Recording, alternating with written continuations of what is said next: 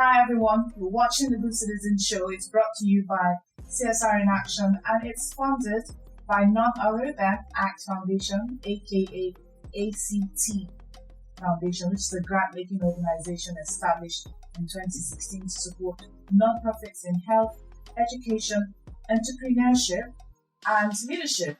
And that's where we fall into the Good Citizen Radio Show. It's really about the molding character, the teaching value system reorientation, and we want Nigerians to realize our full potential. We want us to realize the duties and responsibilities as citizens and oftentimes residents of this great country.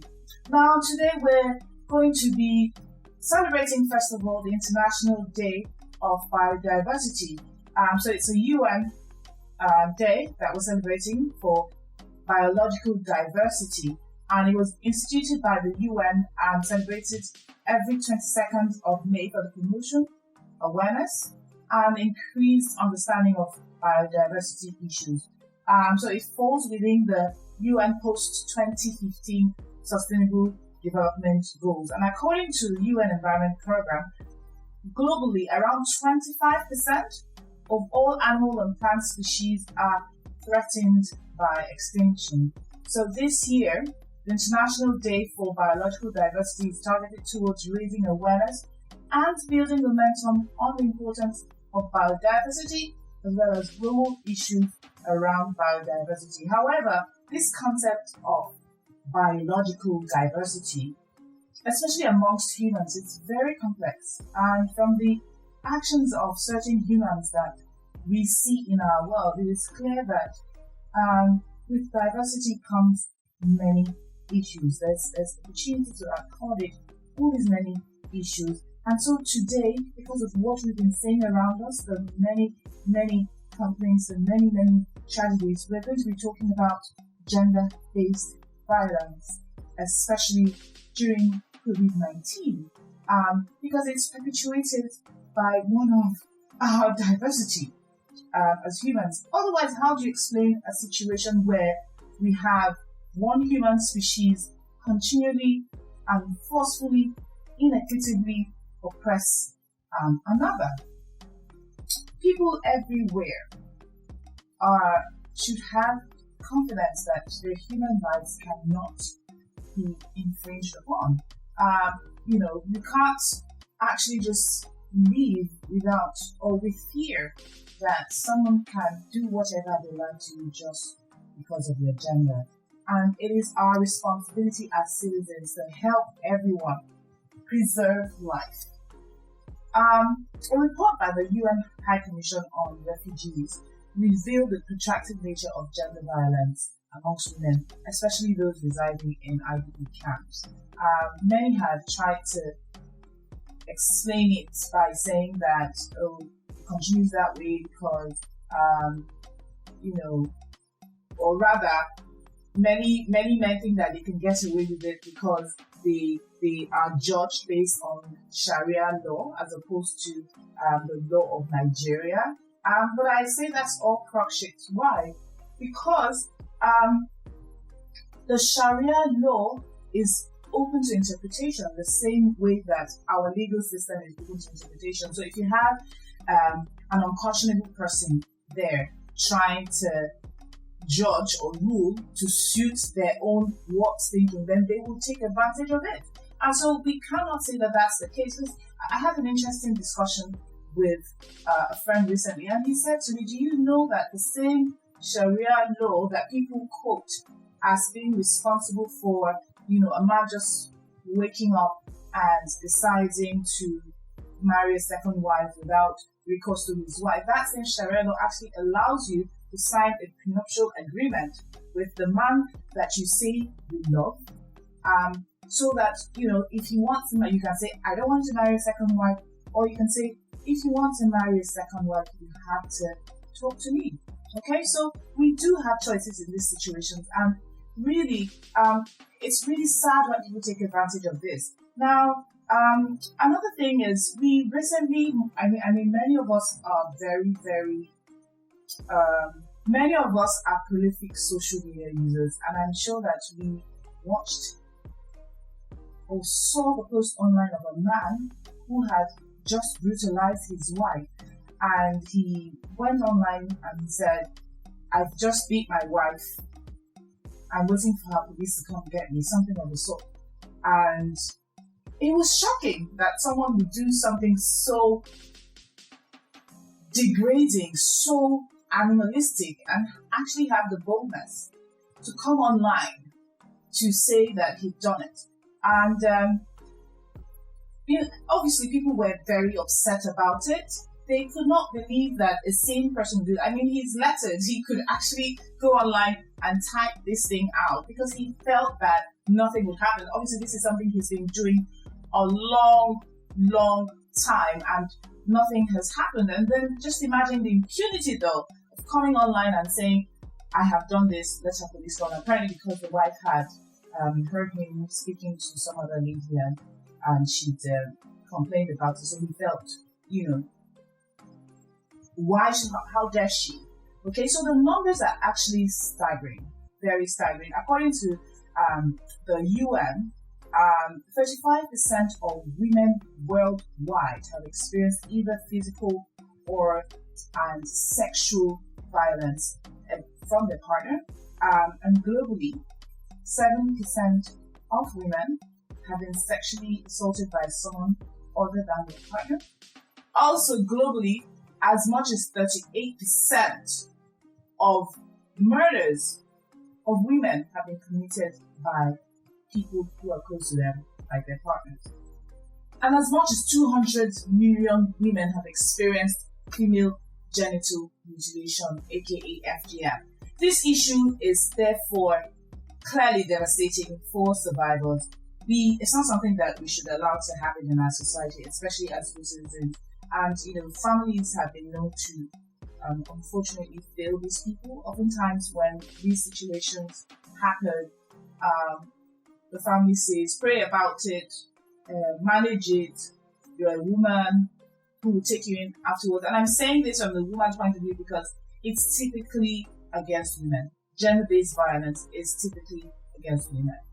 And reports have shown that, especially in this COVID-19 era, more and more women are being abused. Why? Because, they're stuck at home, they have nowhere to go, and oftentimes women are less empowered economically than men, and so they need to rely on their partners typically for their well-being. And so if something is not working right for the partner, who does he take it out on? The woman who sat by his side. But we're saying that it is not okay for this to happen to women. So it's something that we must address as a people. Another example that comes to mind is that of Sisi Oge. I remember then there was a story going around that her estranged husband, Lanre Gentry, and that's his name, had battered her, and she literally had to go to the Lagos State Women. She literally had to go to the Lagos State Women Affairs and Poverty Alleviation Commission for help. So they did something about it. They had Mr. Gentry convicted for the crime that he committed, because it is a crime. You have no right to do that to anybody. There are many cases such as this across the country, across the world. But just looking at Nigeria, we have a very special guest in the house. She's a very popular activist. She's a feminist, and she's very passionate about these issues in Nigeria. Her name is Ireti Bakare-Yusuf, aka Sisi Oge. So Sisi Oge is a management professional and TV and radio presenter. She is the producer and founder of NoMore 234, an advocacy organization against gender-based violence and equality. She is a creator of NoMore App for reporting gender-based violence. She's very passionate. She's very real. She tells you as it is.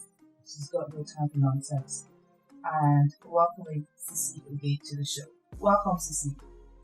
So we're going to be interacting with Sisi virtually, because as you know, we're socially distancing, we're boosting, we are applying what the Lagos State government and the federal government tells us to do. Again, welcome to the show, Sisi. Okay, so Sisi, just let's start. We've laid the background for what gender-based violence might be. Are there any specific criteria by which one could qualify what is gender or domestic violence, and how would you say, or rather, would you say that this is a human rights violation? Of course, domestic violence is a human rights violation. Any act that limits, prevents, handicaps any person from being able to achieve their full potential, that stops them from having the freedom of movement, mind, behavior, choose, choice, whatever. Yes, it's an infringement on their human rights. And you said, are there specific areas for which incidents could be qualified as gender domestic violence? Well, look, gender-based violence comes in all sorts of shapes and sizes. It manifests in different ways as well. And I think one of the things that most people tend to take for granted is they tend to think it's just a physical thing, whereas no, it's just a physical abuse. No, it comes in so many other forms. There's emotional, there's psychological, there's verbal, there's non-verbal, there's even visual forms of violence. Again, it's any act that prevents, and that's the simplest way I can put it for this interview, any act that prevents another from being able to exercise the choice which we all have a right to, the God-given choice that each human has a right to. Any act that prevents or limits or handicaps that or truncates it in any way is a human rights violation. Thank you for that, Sisi. So as you all know, I'm a passionate defender of rights. It just reminds me of the many instances that happened growing up that I literally had to speak up for other women who have been suffering from emotional, physical and psychological abuse. So Sisi, looking at what is happening in our milieu right now, recently a man vandalized his wife and had the temerity to go on Facebook to ask that she call her police to rescue her. Just imagine such wanton display that gets your blood boiling. What do you think gives such men that confidence to do that? Yes, the man who boasted that he just finished beating his wife, let's be clear, and he dared her to call the police or for the police to come and rescue her.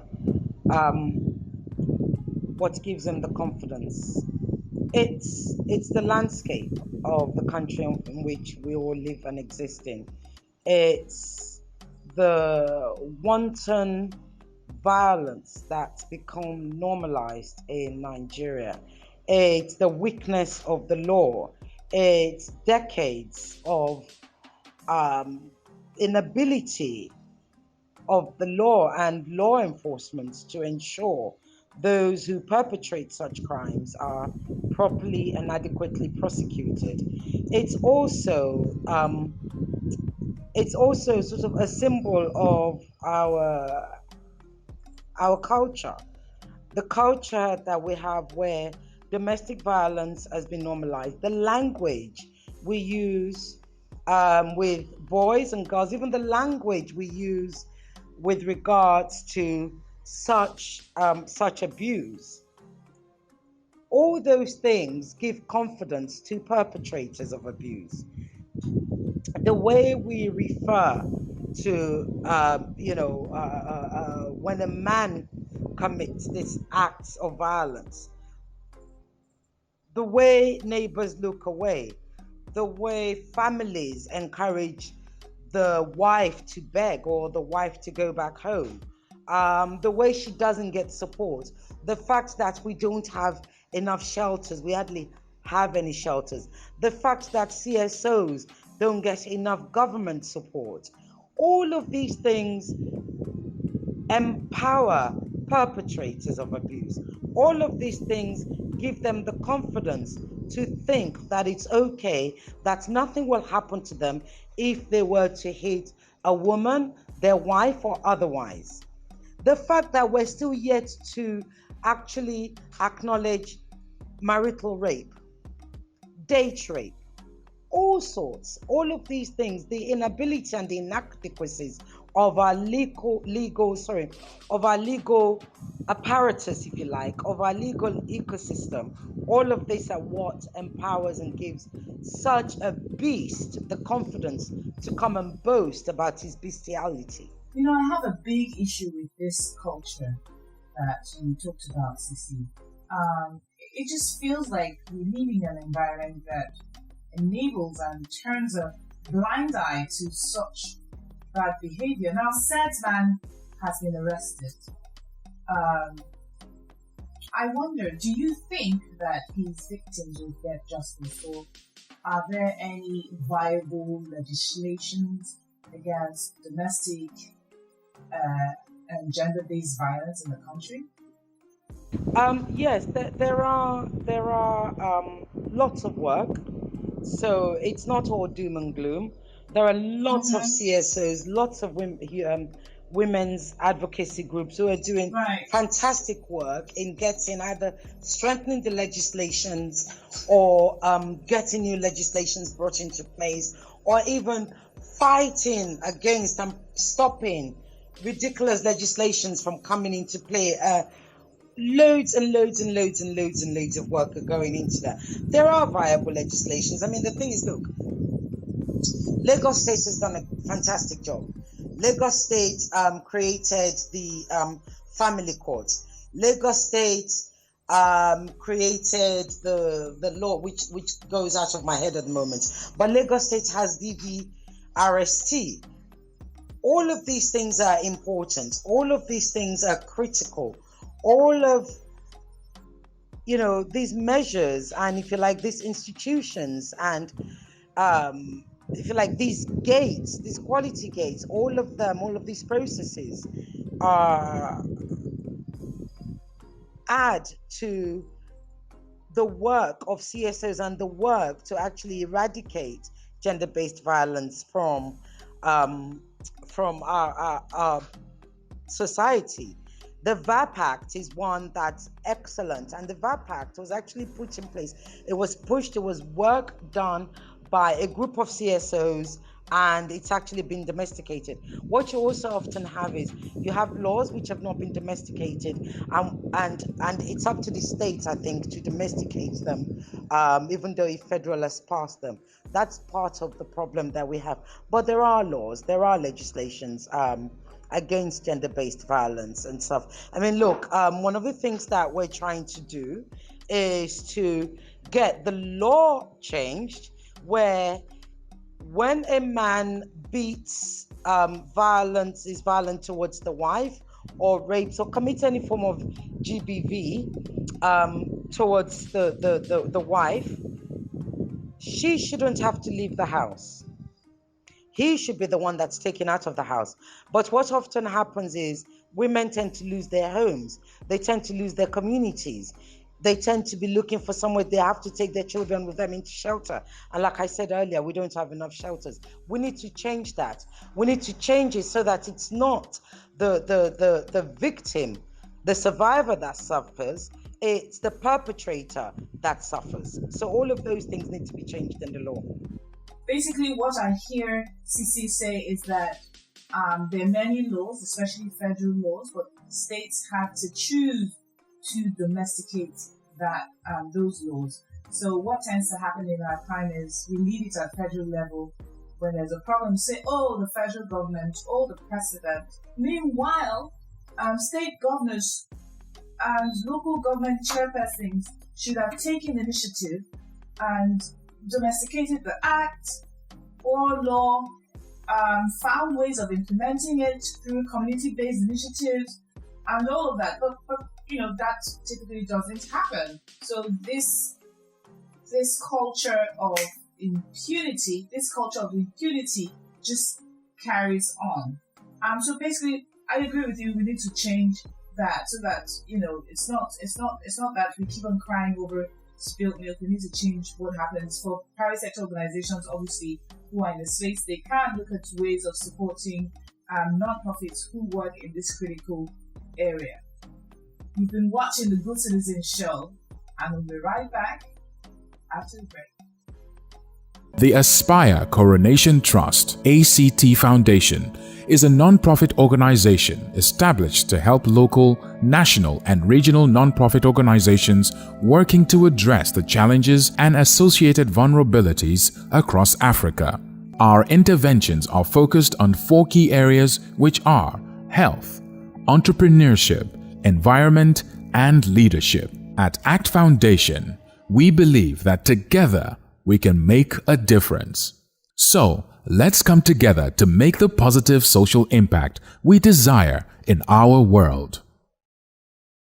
Welcome back to the show. You've been listening to me have a conversation with Ireti Bakare-Yusuf, aka the one and only Sisi Oge, and we've been talking about gender-based violence, especially during this COVID-19 era where many women are stuck in their homes with nothing to do, or rather with nowhere to go and facing a lot of battering. I did say earlier that some men experience it as well, but the majority of gender-based violence is against women. Now we're back on the show, and I have a final question for you, Sisi.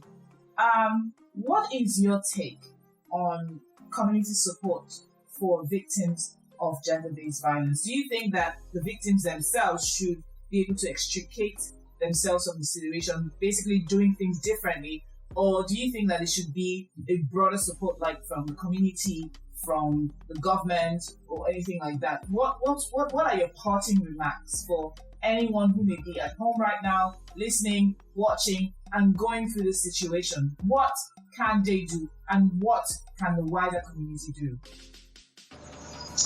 The community has a big role, a large role, a critical role to play in supporting survivors of GBV, addressing it, and also, if you like, preventing it.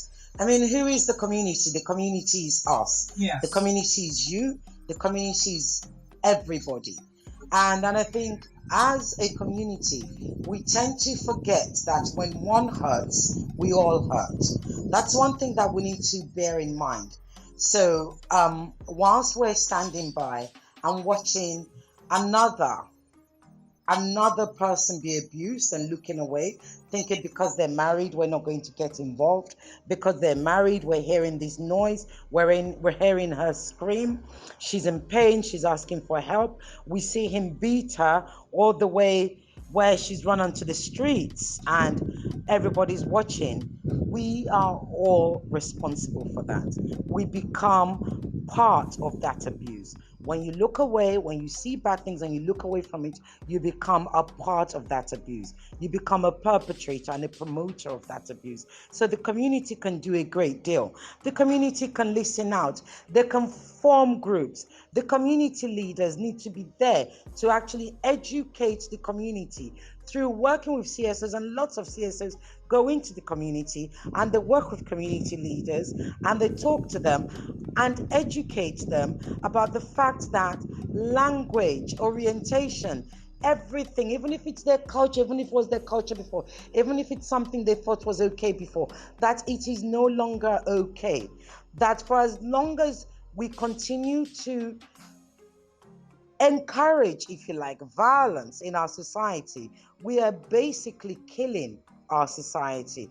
We are basically creating a poisoned chalice for the next generation. So lots of work going with community leaders, and community leaders have to take full responsibility in passing this message through in their communities. So there's a heck of a lot that can be done.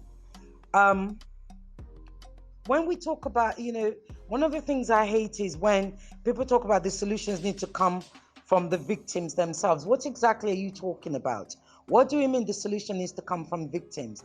If somebody has been preconditioned over the years, and this doesn't take minutes, it starts from when they're children, when they've been born, and you're told yours is to obey your husband, yours is to obey the man. You boy, yours is to go out there and conquer and take whatever you want. And this boy becomes a man and he meets this young girl who becomes a woman, and he starts basically acting out all that has been planted into him. You think she's the one that has control to change him? No, she doesn't. Yes, she can leave, but she needs support to leave. Because leaving, especially in a country like Nigeria, like I said earlier, there are no shelters. We literally have a handful of shelters. And think of the thousands and millions rather, of women who are abused every day, who are forced to leave their home. So yes, things can change. Let's switch the table.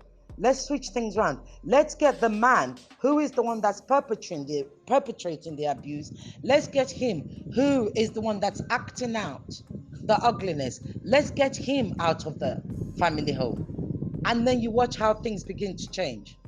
So yes, it's not about the victim changing their situation. It's about society, the law, government being in full support of the victim. It's about the fact that we are now at a stage in Nigeria where we need to declare a state of emergency on gender-based violence. Otherwise, things are truly not going to change. That's my belief. Thank you so much. Your contributions have been so insightful, Sisi. I mean, I didn't expect anything less. Sisi is one of the most prolific users of our Good Citizen WhatsApp initiative, and she said it all. We cannot just sit down look. Basically, it is our responsibility as fellow citizens to help others in need. Like she said, I mean, you see a battered woman run out of the house and you turn away. It's not my business. Apathy is a sin. My take is that apathy is a sin. You cannot sit down and assume that all is well with you and not do anything about it. Trust me, it will come back and bite you in some. You don't know how, but it will affect you in some way. So it is our responsibility to be good Samaritans. Thank you again, Sisi, for coming to the show. And then this message also is to victims of abuse. You also have the power. I know that it can be hard, but I do strongly believe that oftentimes, no matter how hard it is, we can take our destiny in our hands. It reminds me of Asha's song, Murder in the USA. The most that your lover will say to you is, baby, it was a mistake. Baby, I didn't mean for it to go this way. But the consequences can be very grave. You may lose your life. You may lose a leg, you may lose an eye, you may lose your self-confidence. The list goes on. So I advise you, look for help, go to the community center, tell the family and friends, listen to you, do something. If they're willing to help you, please, by all means, allow yourself to be helped. Thank you all for listening to the Good Citizen Radio Show. Thank you all for listening to our discussion on gender-based violence. Thank you for tuning in, as you always do. The show is brought to you by CSR in Action and is sponsored by ACT Foundation. I want to encourage us all to continue to support and drive for people who are in need at a time like this. Remember, the citizens of our great country, Nigeria, we have a responsibility to our neighbors, and in whatever way we can support this drive, by all means, please do. A couple of weeks ago, we gave over 20,000 drinks to people in our communities around us here, CSR in Action, in the Lekki area. We gave to communities at Igbo Farm, at Jimon, at Jakondi, Ikate as well. We also send out far and wide across the communities. You can listen to testimonials afterwards. I just want you to support as much as you can. Please send us a message on 0906 263 4111. Again, 0906 263 4111 if you would like to support in some way. And I'd like to thank all those who have supported us in the past. We also have a contribution from Mr. Chris DYJ. Thank you so much, sir. Tune in to the Good Citizen show every Friday at 8 p.m. on Inspiration 92.3 FM. It's a 30-minute show, and we'd like you to listen, to learn, and to contribute. Also follow our handles at Good Citizen NG, for more information about how you can continue to be a good citizen, for more of the work that we do, for more of the ways that you can support us. God bless you for listening to the show. I'm your host, Bekeme. Look forward to having conversation with you next week, Friday, on the Good Citizen Show. Thank you to Ad Foundation for continuously supporting our vision. God bless you all. God bless Nigeria. Bye-bye.